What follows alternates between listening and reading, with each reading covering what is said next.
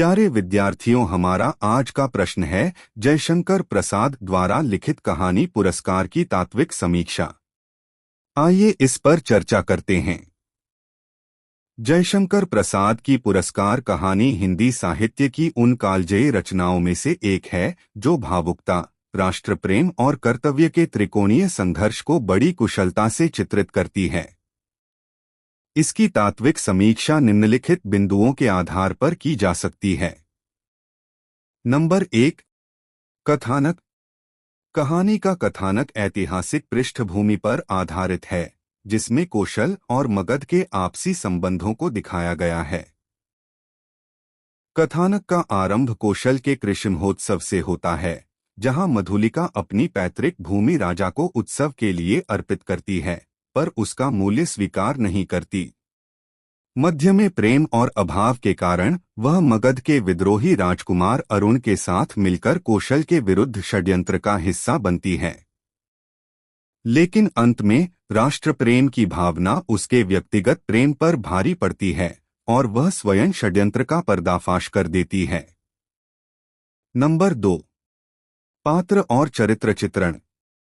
कहानी में मुख्य रूप से 2 पात्र हैं, जिनके इर्द-गिर्द पूरी संवेदना घूमती है। मधुलिका वह कहानी की नायिका और केंद्र बिंदु है। वह स्वाभिमानी, कर्तव्यनिष्ठ और प्रेममयी है। उसके चरित्र में एक गहरा अंतर्द्वंद्व, इंटरनल कॉन्फ्लिक्ट है। एक तरफ पिता का राष्ट्र प्रेम और दूसरी तरफ अरुण के प्रति उसका अनुराग। अंत में उसका आत्मबलिदान उसे एक महान नायिका बना देता है। अरुण मगध का निर्वासित राजकुमार जो महत्वाकांक्षी और चतुर है। वह मधुलिका के प्रेम का उपयोग अपने राजनैतिक लाभ के लिए करना चाहता है। नंबर 3, संवाद। प्रसाद जी की इस कहानी के संवाद संक्षिप्त, सारगर्भित और नाटकीय हैं। संवादों के माध्यम से पात्रों की मानसिक स्थिति का पता चलता है। उदाहरण के लिए, जब मधुलिका कहती है, राजकीय रक्षण की अधिकारिणी तो सारी प्रजा है, मंत्रीवर। यह संवाद उसके निर्भीक और तार्किक व्यक्तित्व को दर्शाता है। अंत में मुझे भी प्राणदंड मिले का संवाद कहानी को चरम उत्कर्ष, क्लाइमैक्स पर ले जाता है। नंबर 4, देशकाल और वातावरण। कहानी में तत्कालीन राजशाही युग, उत्सवों की परंपरा और सामंती परिवेश का सजीव चित्रण किया गया है। प्रसाद जी ने प्रकृति चित्रण के माध्यम से वातावरण को और भी प्रभावशाली बनाया है। आर्द्रा नक्षत्र, काले बादल और बिजली की कड़क मधुलिका के मन के विक्षोभ को प्रतिबिंबित करते हैं। नंबर 5, भाषा शैली। कहानी की भाषा तत्सम प्रधान खड़ी बोली है।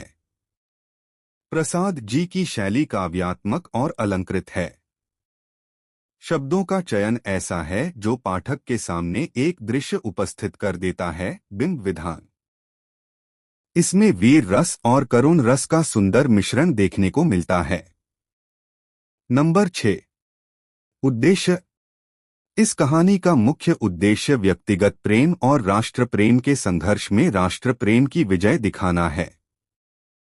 लेखक यह संदेश देना चाहते हैं कि व्यक्ति का स्वार्थ या प्रेम देश से बड़ा नहीं हो सकता। मधुलिका ने देश को बचाकर अपनी देशभक्ति सिद्ध की, लेकिन अपने प्रेमी के साथ मृत्युदंड मांगकर अपने प्रेम की गरिमा भी बचा ली। नंबर 7, शीर्षक की सार्थकता। कहानी का शीर्षक पुरस्कार व्यंग्यात्मक और मार्मिक दोनों है। मधुलिका को 2 पुरस्कार मिले। देश बचाने के लिए राजा द्वारा दिया गया पुरस्कार जो उसने ठुकरा दिया। अपने प्रेम के लिए स्वयं चुना गया पुरस्कार, मृत्युदंड। निष्कर्ष रूप से हम यह कह सकते हैं कि कहानी तत्वों के आधार प्रस्तुत कहानी एक सफल कहानी है। विशेष बात यह है कि आत्मबलिदान इस कहानी को एक दुखांत, ट्रेजेडी होते हुए भी गौरवमयी बना देता है।